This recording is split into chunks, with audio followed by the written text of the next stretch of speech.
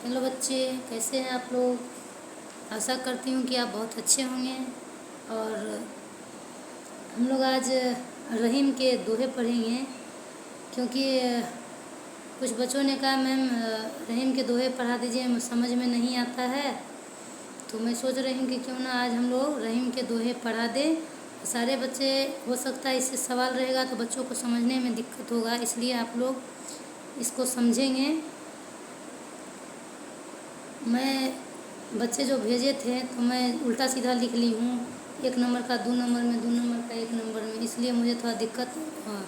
क्योंकि मैं कॉपी में लिख पाऊँगी तभी मैं पढ़ा पाऊँगी, क्योंकि मेरे पास जो मोबाइल है एक ही है, तो उसमें रिकॉर्ड करती हूँ। तो मैं इसमें पहले लिख रहे थे तब रिकॉर्ड करती हूँ।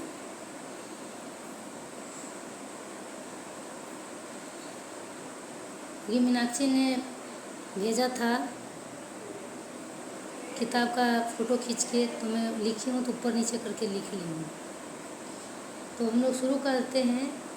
रहीमन जी हवा बावरी, कही गए सरग पतार, आप तो कहीं भीतर रही, ज्योति खात कपाल। इसका मतलब हुआ बच्चों, जेहवा मतलब जीव, बावड़ी मतलब होता है बावली, मूर्ख या पागल, कही गई मतलब कह देना, सरग पताल मतलब स्वर्ग और नरक दोनों ही हो सकते हैं। आपू मतलब आपू मतलब होता है खुद, आप खुद, कहीं भीतरी, भीतर ही कहे रहती है, यानी चुपचाप कहती रहती है, मने मन कहते रहती है। खात यानी खाती है, सिर यानी कपाल, कपाल मतलब सिर।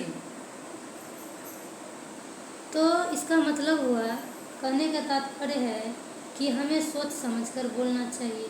अगर हम सोचते नहीं हैं तो जीभ से कुछ भी शब्द निकल जाता है, और बाद में मान लीजिए हम गुस्से में कुछ भी शब्द बोल दें, बाद में हमें पछताना पड़ता है। जीभ तो मुंह के अंदर चुपचाप सुरक्षित रहती है, पर बुरा बोलने पर जूते हमारे सर पर पड़ते हैं। आप बोल दीजिएगा उल्टा सीधा, आपका जीभ चप्पल जूता लात घुसा थोड़े ना खाएगा, आपका सिर, आपका शरीर खाएगा।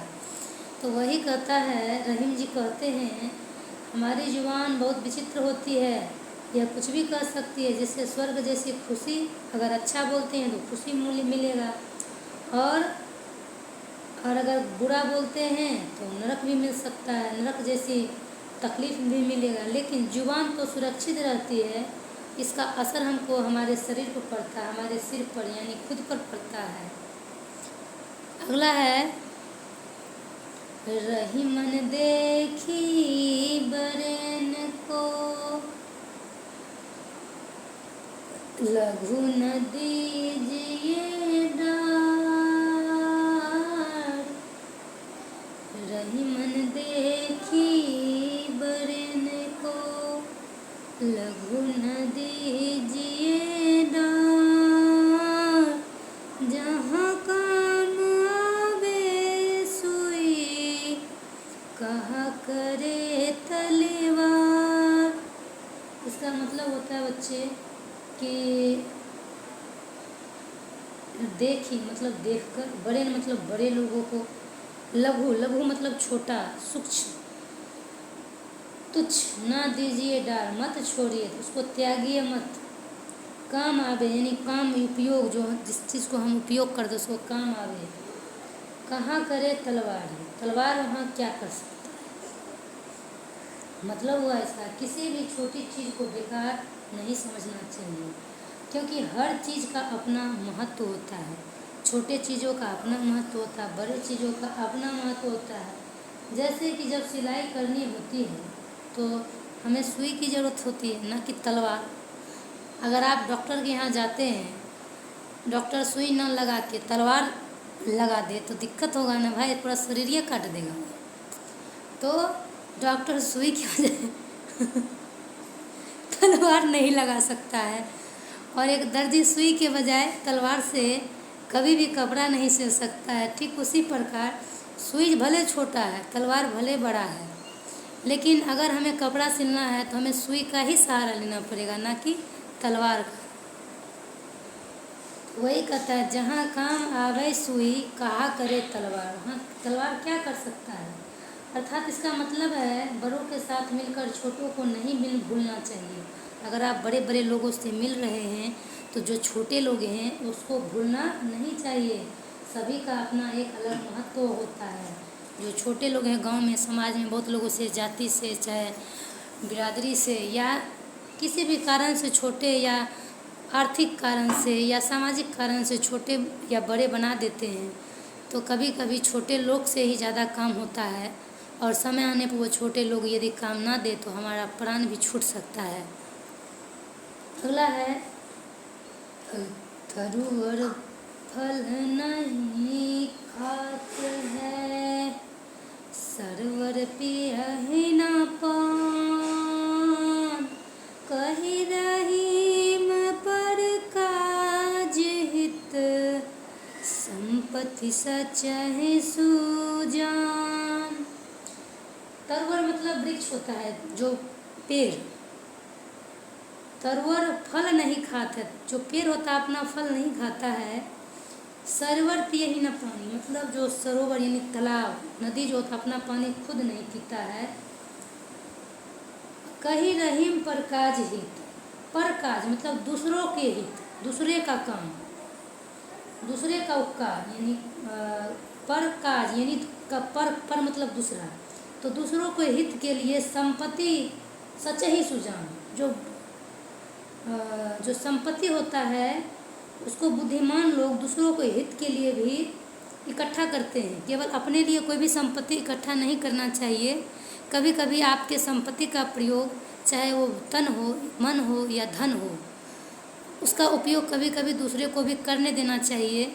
क्योंकि जो हमारे अंदर, चाहे हमारे अंदर ज्ञान ही है, तो उसका हम कभी कभी, जो गरीब हैं, असमर्थ हैं, जो पढ़ नहीं सकते, उसे हम पढ़ा करके ही हम उसकी हेल्प कर सकते हैं, मदद परोपकार कर सकते हैं।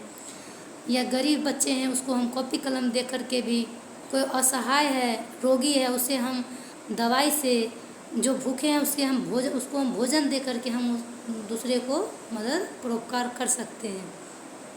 तो संपत्ति केवल अपने लिए इकट्ठा नहीं करना चाहिए। अपने लिए कंजूस लोग इकट्ठा करते हैं, जो अच्छे लोग होते हैं, परोपकारी लोग होते हैं, वो दूसरे के लिए भी इकट्ठा करते हैं। क्या पता समय आने पर अगर आप दूसरे को दिए रहिएगा तभी तो आपको दूसरा कोई भी देगा। क्योंकि वर्णमाला में हमने पहले द पढ़ते हैं, ना कि ल पढ़ते हैं। तो सबसे पहले हमें द पढ़ा है तो द भी सीखना चाहिए। पहले द सीखना चाहिए, सीखते तब ल सीखते हैं।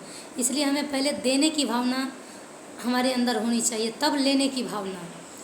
तो वही कहता है, संपत्ति स्वच्छ ही सुजान। इसका मतलब होता है, रहीम के अनुसार पेड़ जो होता है, पेड़ अपना फल खुद नहीं खाता, तालाब अपना पानी खुद नहीं पीते। इसलिए समझदार लोग अपनी संपत्ति दूसरों की भलाई के लिए रखते हैं, ना कि सिर्फ अपने लिए रखते हैं। कहने का तात्पर्य है कि प्रकृति एक जैसी भावना से बिना किसी लालच के सभी को लाभ पहुंचाती है। उसी तरह मनुष्य का स्वभाव भी परोपकारी होना चाहिए, अर्थात दूसरों को हित के लिए होना चाहिए।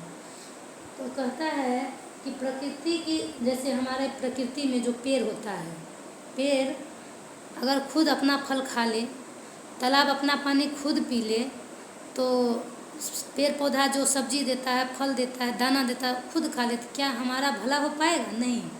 तो जब प्रकृति दूसरों को सहयोग कर रही है तो फिर हम लोग क्यों निस्वार्थी, मतलब निर्दयी भावना के हो जाते हैं? हमें भी दया, करुणा, प्रेम रखना चाहिए अपने अंदर। अगला हम लोग देखेंगे, रही मन धागा प्रेम का, मत तोरो छिटका, टूटे से फिर ना मिले, मिले गांठ पर जाए। इसका मतलब हुआ बच्चों, रहीमन धागा प्रेम का। रहीम कहते हैं कि प्रेम एक नाजुक धागे की तरह होता है। रहीमन धागा प्रेम का, प्रेम जो होता है धागा कितना नाजुक होता है कि खींच देने के बाद टूट जाता है। उसी प्रकार प्रेम रूपी जो धागा होता है बहुत नाजुक होता है, इसे तोड़ना नहीं चाहिए। यदि धागा टूट जाता है प्रेम रूपी, तो फिर फिर से इसे जोड़ना क्या हो जाता है, मुश्किल हो जाता है। यदि टूटे से फिर ना मिले, यानी फिर मिलता नहीं है। और यदि मिलता भी है, यदि आप टूटे हुए धागा को जोड़ना चाहेंगे तो उसमें गांठ हो जाता है, तो यानी जोड़ने से भी उसमें गांठ पड़ जाती है, यानी रिश्ते पहला जैसा नहीं रहता है। कहने का मतलब है कि लोगों के साथ प्रेम के रिश्ते रखने चाहिए। यदि रिश्ता खराब होता है तो जितना भी सुधार लो, कहीं ना कहीं मनमुटाव आपके अंदर रह ही जाता है। इसलिए आप हमेशा प्रेम से रहिए।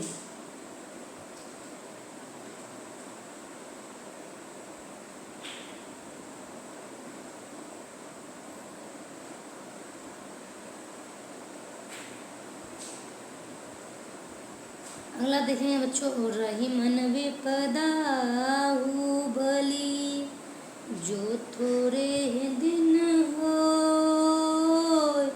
हित अनहित या जगत में, जानी परत सब को।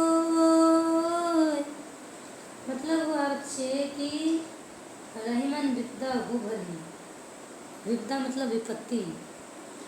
तो अगर विपत्ति थोड़े समय की हो तो वो अच्छी है, थोड़े दिन हो। रहीमन विपदा हो भली, जो थोड़े दिन हो। अगर विपत्ति या मुसीबत थोड़े दिन या थोड़े समय की हो तो वह बहुत अच्छी होती है, क्योंकि इससे यह पता चलता है कि हमारे सच्चे दोस्त और शत्रु कौन हैं। मुसीबत में ही लोगों की असली पहचान होती है। आप जब मुसीबत में होंगे तो आप पहचान सकते हैं कि हमारा असली सच्चा दोस्त और शत्रु कौन है। मुसीबत में ही लोगों की असली पहचान होती है, अर्थात मुसीबत के समय में ही सबके बारे में जाना जा सकता है कि संसार में कौन हमारा अच्छा सोचता है हमारे बारे में, और कौन केवल दिखावा करता है ऊपर ऊपर, कौन हमारा सच में अंदर से हमें चाहता है, हमारा भला चाहता है। तो आगे हम लोग पढ़ेंगे 6 नंबर का है। मैं थोड़ा सा ऊपर नीचे लिख दी हूँ, आप लोग अपने से समझ लीजिएगा। रही मन पानी राखिए, बिन पानी सब सून, पानी गए ना उबरे, मोती मानुष चून। मतलब पानी रखिए, मतलब यहाँ है पानी का मतलब वो पानी तो पीने वाला भी होता है, लेकिन यहाँ पानी का मतलब सम्मान, विनम्रता बनाए रखिए। पानी रखिए मतलब ये पानी अपने पास नहीं रखिए, पानी का मतलब सम्मान और विनम्रता अपने अंदर बनाए रखिए।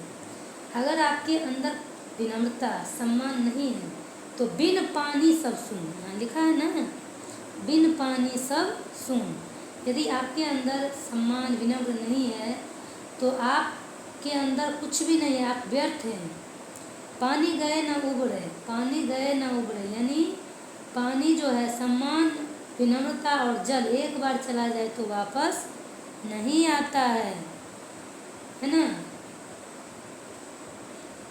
मोती मानुष चून, चून मतलब यहाँ आटा हो जाता है। तो कहता है जीवन में पानी का महत्व तो सबसे ज़्यादा है। इसका मतलब मैं समझा रही हूँ, आप लोग ध्यान से समझिएगा। पानी के बिना सब कुछ व्यर्थ हो जाता है, चाहे वह मोती हो, इंसान हो या आटा हो या चूना हो। पानी के बिना कोई अस्तित्व नहीं है। अलग शब्दों में रहीम ने पानी शब्द को 3 अलग अलग अर्थों में प्रयोग किया है। तो पहला अर्थ है मनुष्य के संदर्भ में विनम्रता से, मनुष्य को सदैव विनम्र होना चाहिए, क्योंकि विनम्रता से ही उसके व्यक्तित्व को, विनम्रता जो है किसी व्यक्ति की मनुष्यता को श्रेष्ठ बनाती है। दूसरा अर्थ मोती की आभा या चमक से जुड़ा है। जिस प्रकार बिना चमक के मोती का कोई मूल्य नहीं होता, वैसे ही सम्मान और प्रतिष्ठा के बिना व्यक्ति का कोई मूल्य नहीं होता है, कोई महत्व नहीं होता। जिस व्यक्ति का प्रतिष्ठा सम्मान खत्म हो जाए, उसका महत्व कम हो जाता है। तीसरा अर्थ जल से है, जिसे आटे यानी के संदर्भ में प्रयोग किया गया है। चूना के प्रयोग में जिस तरह जल के बिना आटा नहीं गूंथा जा सकता है, जब हमारा जीवन भी जल के बिना नहीं है, उसी प्रकार विनम्रता के बिना मनुष्य का कोई वास्तविक मूल्य नहीं होता है। इसलिए मनुष्य को अपने व्यवहार में हमेशा विनम्रता रखनी चाहिए। अगला देखेंगे बच्चे, कही रहीम संपत्ति सगै बनत बहुत बहुरी। कही रहीम संपत्ति सगै बनत बहुत बहुरी।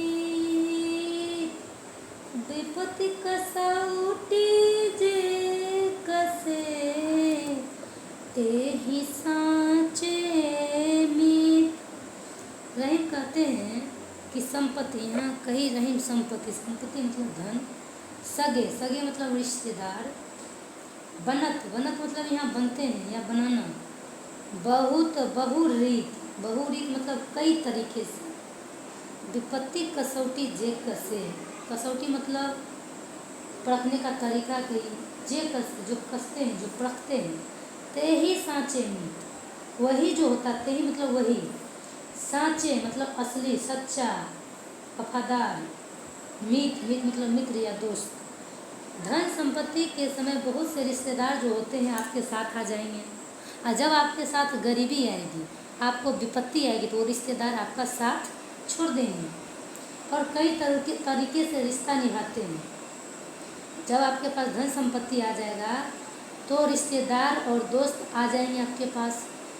बहुत सारे दोस्त, मैं खुद हमारे ऊपर पड़ा है, जब विपत्ति आई तो अपने रिश्तेदार भी नहीं आना छोड़ दिए घर। लेकिन जैसे ही दोनों बहनों का ज़िंदगी सेटलमेंट हो गया, नौकरी हो गया, सब लोग ठीक ठाक है, तब सब रिश्ता बजाना शुरू कर दिए। तो मतलब है बच्चों, धन संपत्ति के समय बहुत से रिश्तेदार आपको साथ देंगे और कई तरीक़ों से रिश्ता निभाएंगे। दूर के मामा वो भी आने लगेंगे, चाचा के बहनोई, चाचा के रिश्तेदार, चाची के रिश्तेदार भी आपसे रिश्ता बनाएंगे। यानी दूर के रिश्तेदार आपसे रिश्ता निभाएंगे। लेकिन सच्चे मित्र वही होते हैं जो कठिन समय में हमारे साथ खड़े रहते हैं, क्योंकि विपत्ति ही असली मित्र की पहचान करवाती है। मैं आपको इंग्लिश में एक चैप्टर पढ़ाई थी, द चेयर में पढ़ाई थी। मारियो को जो सच्चा दोस्त होता है मात्र 3 ही रहता है, बस दिखावे के लिए बहुत सारे दोस्त होते हैं, मतलब उसके साथी होते हैं, लेकिन असली में उसके मात्र 3 ही दोस्त होते हैं। और तीनों दोस्त के क्या नाम है, आप लोग कमेंट बॉक्स में नाम लिखिएगा उस तीनों दोस्तों के, जो कठिन समय में हमारे साथ खड़े रहते हैं। क्योंकि विपत्ति ही असली क्या करते हैं, असली मित्र की पहचान करवाती है। अर्थात जब हमारे पास बहुत धन होता है तब हम बहुत से लोग रिश्ता जोड़ना शुरू कर देते हैं, है ना। तो सोना शुद्ध हो या खराब, इसकी परख जब सोना को कसौटी पर घिसते हैं, सुना है ना, विपत्ति कसौटी जे कसे, है ना। सोना की पहचान कब होता है, सोना शुद्ध है या असली है या नकली है, जब उसको कसौटी पर घिसा जाता है। इसी प्रकार मुसीबत के समय जो हर तरह से आपका साथ दे, वही आपका सच्चा मित्र होता है। तो हम लोग आज रहीम के दोहे पढ़े। जिस बच्चे को समझ में ना आ रहा हो वो दोबारा पढ़ने की कोशिश करेंगे, क्योंकि थोड़ा सा दोहा होता है समझने की चीज़। जो बच्चे को समझ में नहीं आता है दोहा, वो बच्चे जल्दी आगे सर्वाइव नहीं कर पाते हैं। इसलिए इस कविता को, इस दोहा, कविता कहते हैं सॉरी, दोहा को, रहीम के दोहे को 2 बार पढ़ना है।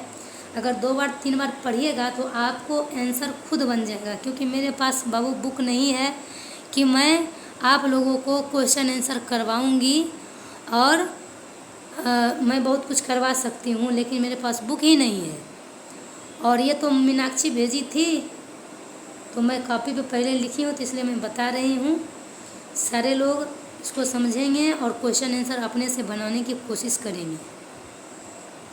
तो मैं आज यहीं तक अपनी वाणी को विराम देती हूँ। सभी लोग अपने रिश्तेदारों को जो आपके क्लास में पढ़ते होंगे और आपके जो सच्चे दोस्त होंगे उनको शेयर भी करेंगे और लाइक भी करेंगे वीडियो को और सब्सक्राइब भी करेंगे, क्योंकि जितना आप लोग सब्सक्राइब करेंगे उतना आप लोग को ही फ़ायदा है, क्योंकि आपके ऊपर बहुत ही टाइम से पहुंच जाएगा और आप लोग सही समय से अपना वीडियो भी देखेंगे और इसको सारे लोग अपने कॉपी में नोट करेंगे और अर्थ भी लिखते जाएंगे। इसका अर्थ क्या होता है, बहुत कुछ का मैं अर्थ बताइए।